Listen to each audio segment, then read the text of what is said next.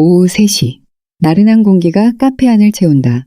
창밖으로 비친 햇살이 유리창에 반사되어 반짝이고 에스프레소 기계가 낮게 끓어오르는 소리를 내뿜는다. 사람들은 저마다 커피잔을 앞에 두고 각자의 시간을 보내고 있었다. 나는 테이블에 앉아 라떼를 한 모금 마셨다. 거품이 입술에 살짝 묻었지만 신경 쓰지 않았다. 노트북 화면에는 며칠째 붙잡고 있는 보고서가 켜져 있었지만 집중이 되지 않았다. 몇 분 전부터 신경이 쓰이는 것이 있었다. 바로 맞은편 테이블에 앉은 남자. 처음 본 얼굴은 아니다. 분명히 이 남자를 본 적이 있다. 아주 우연히 지난주에도 그리고 그 전주에도 어디서 봤더라? 한참을 고민하다가 문득 떠올랐다. 지난주 동네 서점에서 그는 내 옆에서 책을 고르고 있었다. 나는 그의 존재를 대수롭지 않게 여기고 책을 보다 먼저 계산대로 향했다. 그런데 우연인지 그도 뒤따라와 같은 타이밍에 계산을 마쳤다. 며칠 전에는 산책을 나갔다가 공원에서 마주쳤다. 나는 벤치에 앉아 책을 읽고 있었고 그는 근처에서 커피를 마시며 스마트폰을 보고 있었다. 처음엔 신경 쓰지 않았지만 공원을 나설 때쯤 다시 한번 그의 시선이 나를 스치는 것을 느꼈다. 그리고 오늘 또다시 같은 카페에서 나는 우연의 연속이라고 생각했다. 아니, 애써 그렇게 믿고 싶었다. 도시에 사는 사람들은 누구나 비슷한 생활 패턴을 가지고 있다.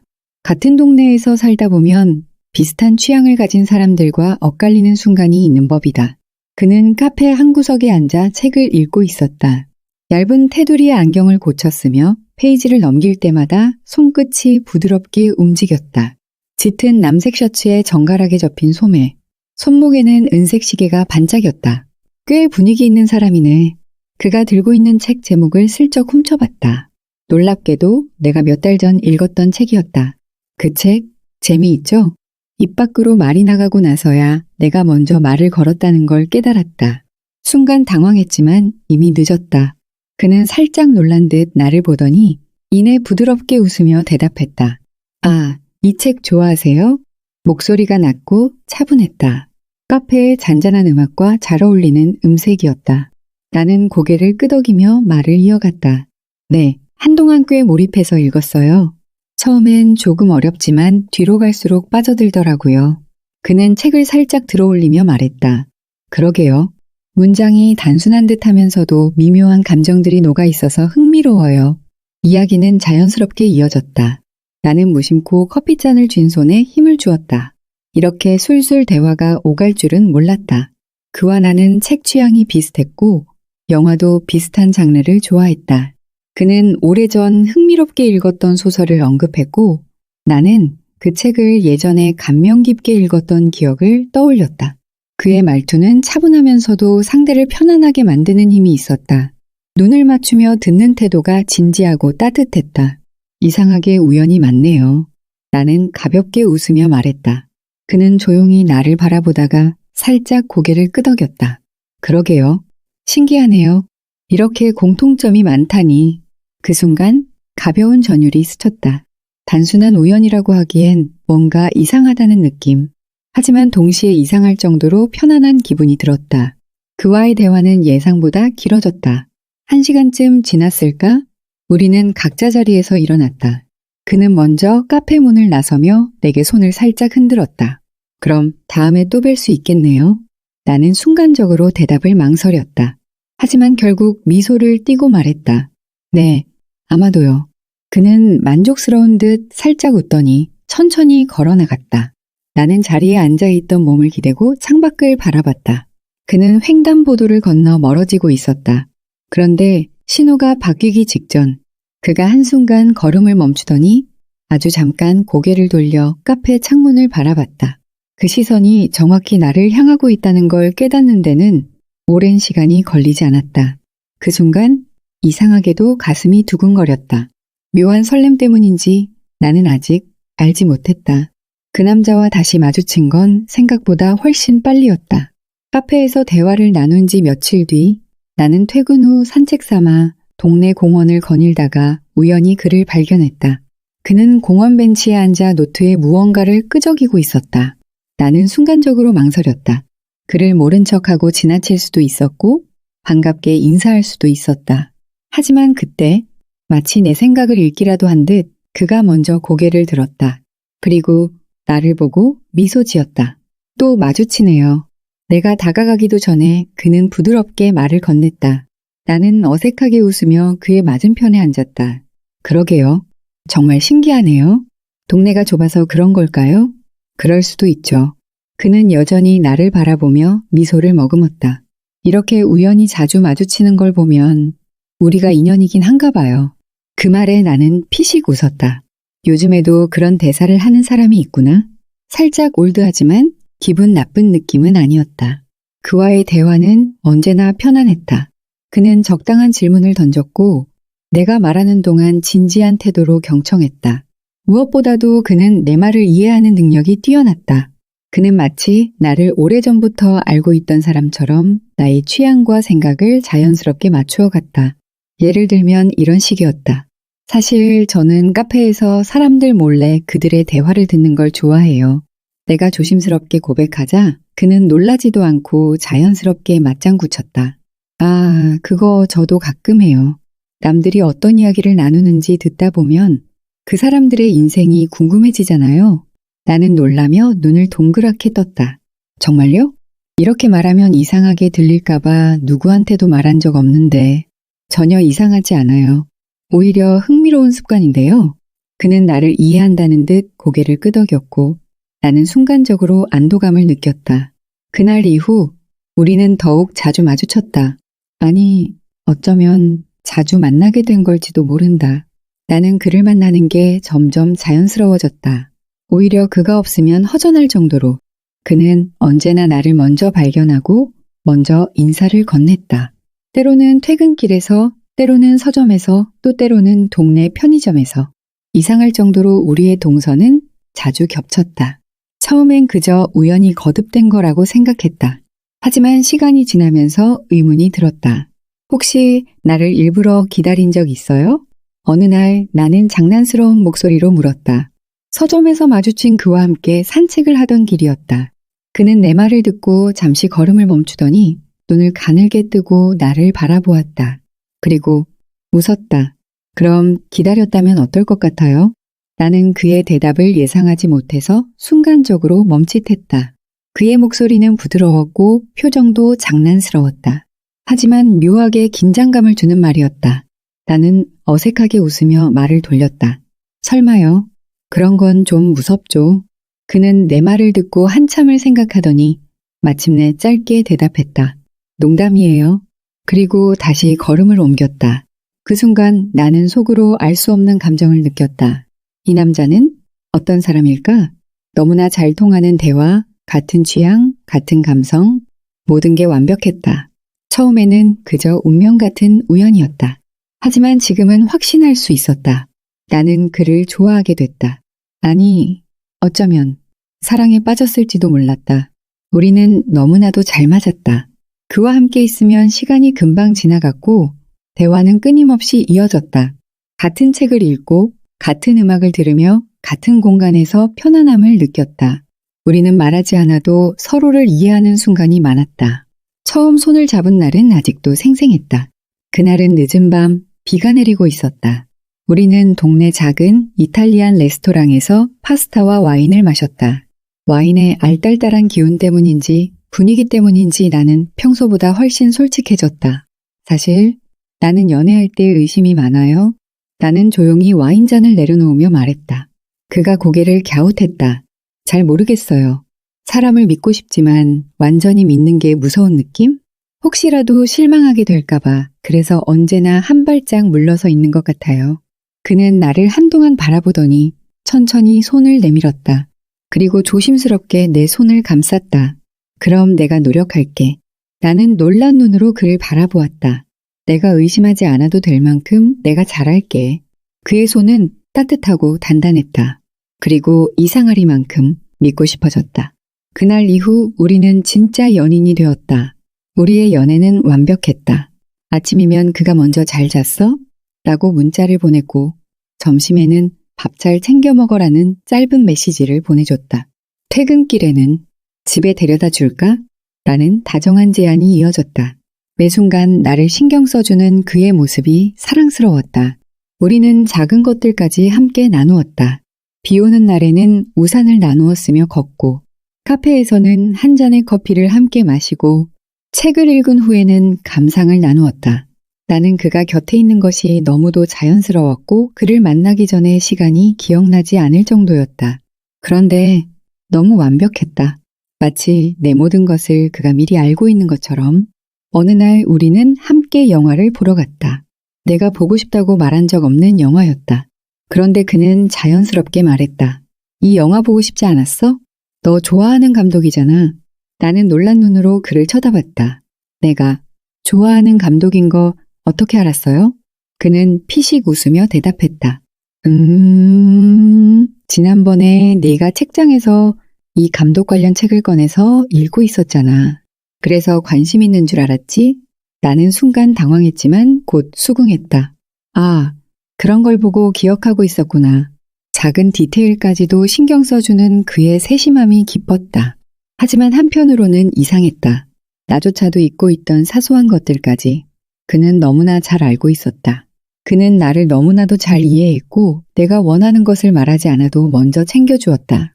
하지만 가끔씩 묘한 위화감이 들었다. 예를 들어 내가 힘든 날이면 어김없이 오늘 피곤해 보인다 며 알아채고는 했다. 아무 말도 하지 않았는데도. 그리고 내가 갈 곳을 말하지 않아도 우연히 같은 장소에서 마주치는 일이 많았다. 처음엔 우연이라고 생각했다. 하지만 우연이 너무 반복되면 그건 정말 우연일까? 나는 점점 그가 무서울 정도로 완벽하다는 생각을 하게 되었다. 나는 그를 깊이 사랑하고 있었고 빠져나올 수 없었다. 그리고 그가 나를 보호해줄 유일한 사람이라 믿게 되어가고 있었다. 행복한 연애는 오래가지 않았다. 그가 내 곁에 있는 것이 당연하게 느껴질 무렵 나는 그 사람의 존재를 알게 되었다. 그날도 평소와 다름없는 하루였다. 회사에서 퇴근한 나는 동네 카페에 들러 커피를 한 잔 샀고 평소처럼 가벼운 산책을 하며 집으로 돌아가고 있었다. 햇빛이 살짝 기울어가는 저녁, 바람도 선선하고 기분이 좋았다. 그런데 그때였다. 덜컥. 내 집 현관문 손잡이에 이상한 게 걸려 있었다. 하얀 편지 봉투. 나는 순간적으로 온몸이 얼어붙었다. 주변을 둘러봤다. 평범한 아파트 단지, 아무도 이상한 행동을 하는 사람은 보이지 않았다. 나는 조심스럽게 봉투를 뜯었다. 그리고 그 안에 적힌 문장을 보고 숨이 멎었다.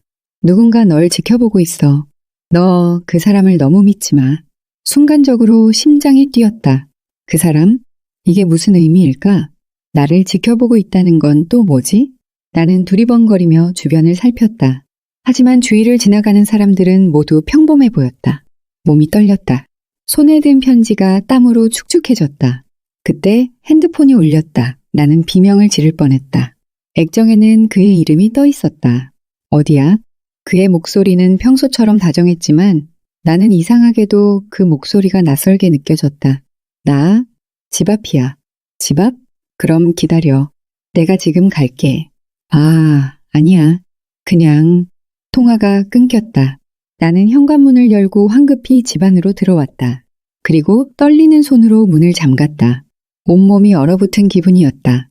그 순간 내 머릿속을 스친 건 이 편지는 누가 남긴 걸까? 그리고 여기 적힌 그 사람은 누굴 말하는 거지? 마이너스 글을 말하는 걸까? 아니면 또 다른 누군가가 있는 걸까? 초인종이 울렸다. 나는 깜짝 놀라 몸을 움츠렸다. 그가 왔다. 나는 한번 깊게 숨을 들이쉰 뒤 문을 열었다. 그는 나를 보자마자 다급하게 안으로 들어왔다. 무슨 일이야? 목소리가 이상했어. 나는 조심스럽게 봉투를 내밀었다. 그는 편지를 받아들고 천천히 읽었다. 그의 얼굴이 점점 굳어졌다. 이거 누가 준 거야? 몰라. 현관문에 걸려 있었어. 나는 불안한 눈으로 그를 바라보았다. 그는 한참 동안 편지를 바라보더니 입을 열었다. 장난일 수도 있어. 신경 쓰지 마. 하지만 아니면 스토커일 수도 있고. 그는 단호한 눈빛으로 나를 바라보았다. 이런 일 겪으면 안 되니까 당분간 나랑 같이 다니는 게 좋겠어. 같이 다닌다고? 응. 출퇴근도 내가 데려다 줄게. 그리고 혹시라도 이상한 문자나 연락 오면 바로 나한테 말해. 나는 고민했다. 하지만 그가 내 곁에 있으면 안심이 될 것 같았다. 나는 조용히 고개를 끄덕였다. 그가 편지를 접어 손에 쥐었다. 이건 내가 가지고 있을게. 그 후 우리의 관계는 변하기 시작했다. 그는 늘 내 옆에 있었다. 아침이면 출근길에 맞춰 나를 데리러 왔고 점심시간에도 근처에서 우연히 마주쳤다. 퇴근 후에는 나를 집 앞까지 바래다 줬다. 나는 처음엔 안심이 됐다. 누군가 나를 지켜보고 있다는 공포 속에서 그는 유일한 보호자였다. 그가 나를 위해서 너무 희생하고 있는 게 안쓰럽기도 했다. 회사 동료와 점심을 먹으러 가려 하면 그는 어김없이 같이 가자고 했다. 주말에 친구와 만나려 하면 그는 나랑 있자고 했다. 어느 순간 내 모든 일정이 그의 계획 안에서 움직이고 있었다. 다행스럽게도 이후 스토커의 흔적을 발견하지 못했다. 그와 함께 있는 시간이 길어질수록 나는 알 수 없는 감정에 휩싸였다. 그는 여전히 완벽한 연인이었다. 내가 무엇을 원하는지 먼저 알아차리고 내가 좋아할 만한 것들을 미리 준비해 주었다. 때로는 내가 말하지 않은 생각마저 꿰뚫어보는 것처럼 보였다. 그리고 그것이 점점 두려워지기 시작했다. 오늘 많이 피곤해 보이네. 그가 내 얼굴을 들여다보며 말했다. 우리는 카페에서 마주 앉아 있었다. 원래는 친구들과 만나기로 했던 날이었지만 그는 자연스럽게 내 시간을 가져갔다. 괜찮아요. 그냥 요즘 일이 좀 많아서. 나는 대수롭지 않게 웃어넘기려 했다. 하지만 그는 가만히 나를 바라보며 조용히 말했다. 어젯밤에 잠을 설쳤지? 새벽 2시쯤까지 침대에서 뒤척이던데. 나는 손에 쥐고 있던 커피잔을 놓칠 뻔했다. 그는 지금 뭐라고 했지? 내가 새벽까지 뒤척인 걸 어떻게 알아요? 그는 잠시 멈칫하더니 이내 태연하게 미소를 지었다. 아, 그냥 내가 요즘 피곤해 보이니까 대충 감이 오잖아. 하지만 내 머릿속에는 그의 대답이 좀처럼 와닿지 않았다. 어떻게 내가 새벽 2시에 뒤척였다는 걸 그렇게 정확하게 짚어낼 수 있지? 그때 내 머릿속에서 오래전부터 잊고 있었던 퍼즐 조각들이 서서히 맞춰지기 시작했다. 그는 내 동선을 너무나도 잘 알고 있었다. 내가 어디에서 무엇을 할지, 누구를 만날지, 어떤 기분일지를 마이너스 마치 오랫동안 나를 지켜봐온 것처럼 나는 순간 온몸이 서늘해졌다. 그를 바라보는 내 눈빛이 흔들리는 것을 감지했는지 그는 조용히 내 손을 잡았다. 무슨 생각해? 아, 아니에요. 그냥 요즘 좀 예민한가 봐요. 나는 황급히 웃어넘겼다. 그는 천천히 고개를 끄덕이며 커피잔을 들어 올렸다. 그 순간 나는 결심했다. 이 남자의 집에 가봐야겠다. 그의 집에 가서 정말 이 모든 것이 우연인지 확인해야겠다.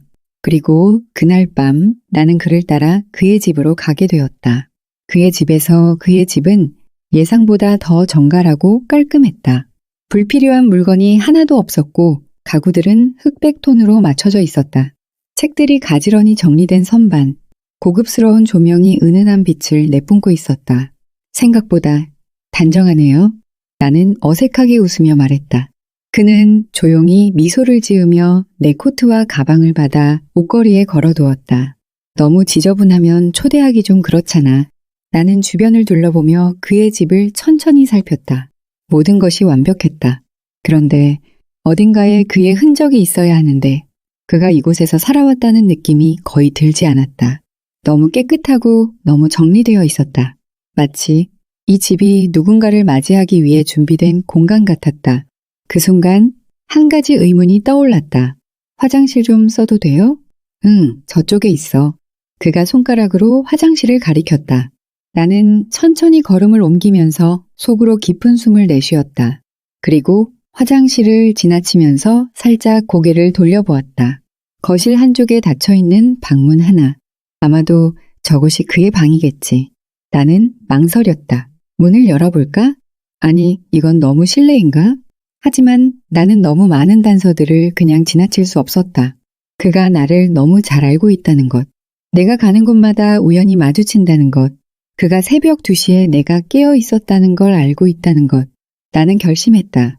조심스럽게 아주 천천히 손잡이를 돌렸다. 찰칵 문이 열렸다. 그리고 나는 그 방에서 내 인생에서 가장 끔찍한 광경을 마주했다. 벽에는 빼곡하게 붙어있는 사진들. 사진 속의 인물은 나였다. 출근길 카페에서 혼자 있는 모습, 책을 읽는 순간 친구와 웃으며 대화하는 모습, 그리고 창문을 통해 찍힌 내가 침대에서 자고 있는 사진까지 나는 숨이 턱 막혀왔다. 찾았네. 그 순간 뒤에서 낮은 목소리가 들려왔다. 나는 얼어붙었다. 천천히 뒤를 돌았다. 그가 문 앞에 서 있었다. 어둠 속에서도 그의 눈빛은 또렷하게 빛났다. 이제 어떻게 할래? 그는 부드럽게 웃었다. 하지만 나는 그 미소가 너무나 낯설게 느껴졌다. 마치 이 순간을 기다리기라도 했다는 듯이 나는 한 걸음 뒤로 물러섰다. 하지만 벽에 부딪혀 더 이상 갈 곳이 없었다. 그는 문을 닫으며 낮은 목소리로 말했다. 이제 알겠네. 난 내가 필요해. 그리고 너도 나 없이 살 수 없잖아? 그의 말이 들려왔지만 의미를 이해할 수 없었다. 아니, 이해하고 싶지 않았다. 나는 떨리는 목소리로 물었다. 이게 뭐예요? 그는 조용히 한숨을 내쉬었다. 그리고 한쪽 입꼬리를 살짝 올렸다. 이제 와서 묻는 거야? 나는 머리가 터질 것 같았다. 숨을 깊이 들이쉬며 최대한 침착하려 애썼다. 대답해요. 이게 뭐냐고요? 그는 천천히 걸어와 내 앞에 섰다. 그리고 부드럽게 말했다. 넌 몰랐을 거야. 아니, 알면서도 모른 척 했겠지. 그가 손을 뻗어 내 머리카락 한 올을 부드럽게 정리했다. 나는 온몸이 굳어버렸다. 처음 널 봤을 때부터 알았어. 넌 나한테서 절대 도망칠 수 없을 거라는 걸. 왜냐하면 넌 나를 원하고 있었으니까. 나는 질겁하며 그의 손을 쳐냈다. 그의 표정이 살짝 변했다. 그리고 천천히 고개를 갸웃하며 물었다. 도망치고 싶어? 나는 본능적으로 고개를 끄덕였다. 그는 잠시 나를 바라보다가 낮게 웃었다. 그리고 문을 열어보였다. 그럼 가봐. 나는 멈칫했다. 그는 문을 열어둔 채 나를 가만히 바라보고 있었다. 뭐해? 안 나가? 나는 온몸을 긴장한 채 천천히 걸음을 내디뎠다. 그를 지나 문 밖으로 한 발을 내딛는 순간 문이 순식간에 닫혔다. 나는 반사적으로 뒤돌아봤다. 그는 미소를 짓고 있었다. 봐, 넌 나 없이 못 간다니까. 넌 이미 알고 있었어. 우리가 이렇게 될 거라는 걸. 그가 한 걸음 다가왔다. 나는 본능적으로 뒤로 물러났지만 방 안에서 도망칠 곳은 없었다. 하지만 괜찮아. 내가 도와줄게. 그의 목소리는 여전히 다정했다. 하지만 그 속에 담긴 감정은 왜곡된 집착이었다. 나는 숨이 막혔다. 이대로 두면 나는 이곳에서 벗어나지 못할 거야. 나는 필사적으로 머리를 굴렸다. 도망쳐야 해. 지금이 아니면 기회가 없어. 나는 눈을 질끈 감고 있는 힘껏 그를 밀쳤다. 그가 중심을 잃고 잠시 휘청거렸다. 그 순간 나는 문을 열고 거실로 뛰쳐나갔다. 나는 미친 듯이 문으로 달려갔다. 하지만 문이 잠겨 있었다. 나는 손잡이를 돌리며 필사적으로 소리쳤다. 문 열어. 당장 문 열어. 그러나 그가 천천히 걸어 나왔다. 그의 표정은 침착했다. 마치 이 상황을 예상이라도 했다는 듯이. 그는 문 앞까지 걸어와 벽에 기대며 나를 바라봤다. 이제 어떻게 할 거야? 나는 온몸이 덜덜 떨렸다. 그는 마치 게임을 즐기듯 나를 바라보며 말했다. 넌 절대 나를 떠날 수 없어. 난 처음부터 알고 있었어. 우리가 이렇게 될 거라는 걸. 나는 절망했다. 이대로 끝나는 걸까? 그 순간 나는 테이블 위에 놓인 유리병을 발견했다. 나는 망설이지 않고 그것을 집어들었다. 그리고 그를 향해 힘껏 내리쳤다. 쨍그랑 유리가 산산조각 났고 그는 순간적으로 비틀거렸다. 나는 그 틈을 놓치지 않았다. 손에 잡히는 대로 문 옆에 있던 화분을 집어 던졌다. 그가 팔로 얼굴을 가리는 사이 나는 몸을 돌려 창문으로 달려갔다. 손으로 창문을 밀어 올리고 아파트 난간을 향해 몸을 내던졌다. 뒤에서 그의 목소리가 들려왔다. 넌 결국 나한테 돌아올 거야. 그러나 나는 망설이지 않았다. 아니, 넌 나한테서 끝났어. 나는 온 힘을 다해 창문을 넘어 밖으로 뛰어내렸다. 나는 온몸을 던져 창문을 넘었다. 차가운 밤 공기가 피부를 스쳤다. 아파트 2층 높이에서 떨어지며 나는 본능적으로 팔을 앞으로 뻗었다. 충격이 팔과 다리를 타고 퍼졌다. 숨이 턱 막혔다. 몸을 일으키려 했지만 발목이 저릿했다. 하지만 멈춰 있을 수 없었다. 지금 이 순간 단 1초도 허비하면 안 된다. 나는 아파트 뒤쪽으로 몸을 돌렸다. 최대한 빠르게 달려야 했다. 그러나 그때였다. 거기서 목소리는 바로 위쪽에서 들려왔다. 나는 반사적으로 고개를 들었다. 그가 창문가에 서 있었다. 표정은 보이지 않았다. 하지만 그의 목소리는 너무나도 침착했다. 마치 이 모든 걸 예상했다는 듯이. 나는 서둘러 몸을 돌려 골목 안으로 뛰어들었다. 쫓기고 있다.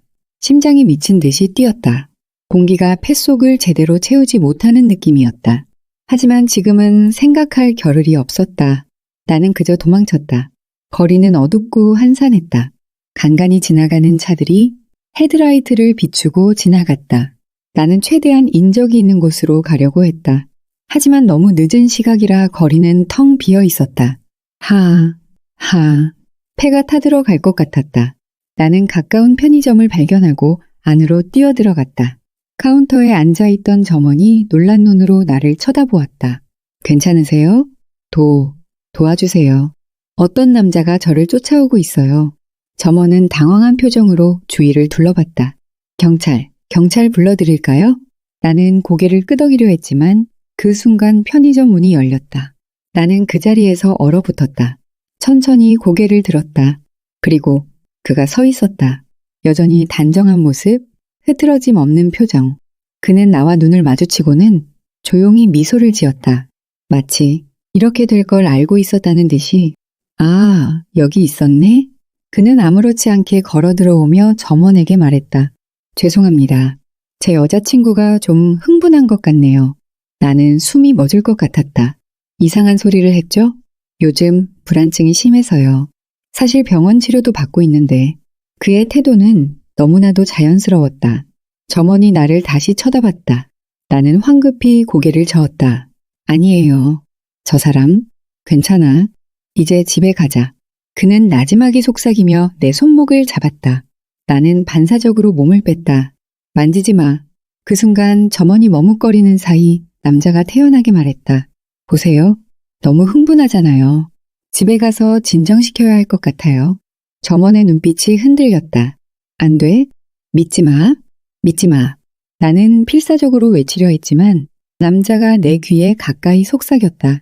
너 신고할 거야? 나는 얼어붙었다. 그가 다시 속삭였다.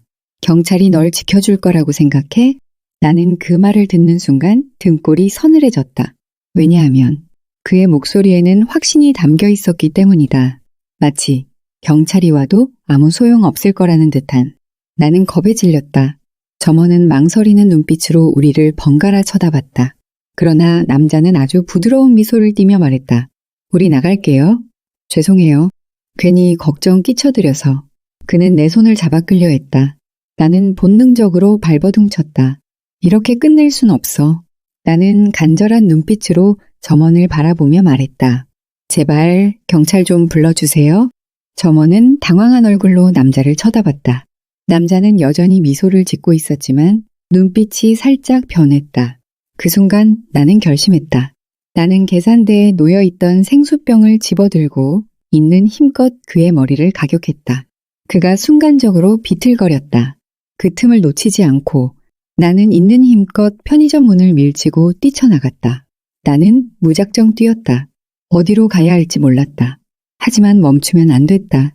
나는 근처 공중전화 박스를 발견하고 안으로 뛰어들었다. 손을 덜덜 떨며 112를 눌렀다. 신호음이 길게 울렸다. 제발 받아, 제발.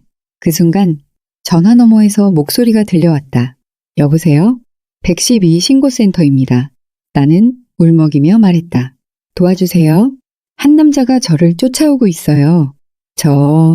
문 밖에서 인기척이 들렸다. 나는 숨을 멈추고 천천히 고개를 돌렸다. 그가 바로 앞에 서 있었다. 나는 공포에 질려 수화기를 떨어뜨렸다. 그는 천천히 다가왔다. 그리고 공중전화 박스의 문을 쓱 밀어 열었다. 나는 온몸이 떨렸다. 그는 나를 한참 바라보다가 피곤하다는 듯이 작게 한숨을 내쉬었다. 그리고 이제 그만해. 그는 나지막이 속삭였다. 멈춰. 경찰이다. 멀리서 요란한 사이렌 소리와 함께 경찰차가 빠르게 다가왔다. 남자는 천천히 고개를 돌려 경찰을 바라봤다. 순간 나는 필사적으로 몸을 밀쳐 그의 소나귀에서 벗어났다. 도와주세요. 저 사람 저를 쫓아왔어요. 경찰 2명이 내 앞을 가로막으며 나를 보호했다. 그리고 한 명이 남자에게 다가갔다. 손들어. 저항하면 안 된다.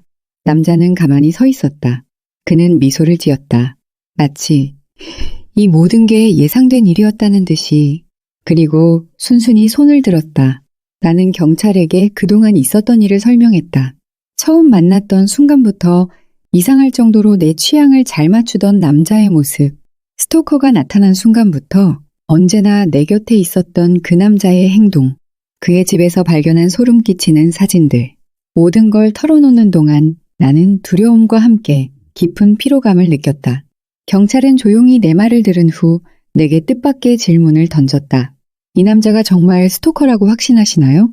나는 순간 말문이 막혔다.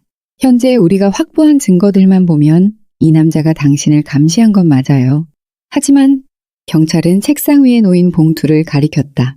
그 안에는 그가 나에게 보냈던 메시지, 사진들, 그리고 나를 협박하던 스토커의 흔적들이 들어있었다. 그리고 놀랍게도 그 남자가 나를 보호하려 했던 정황도 포함되어 있었다.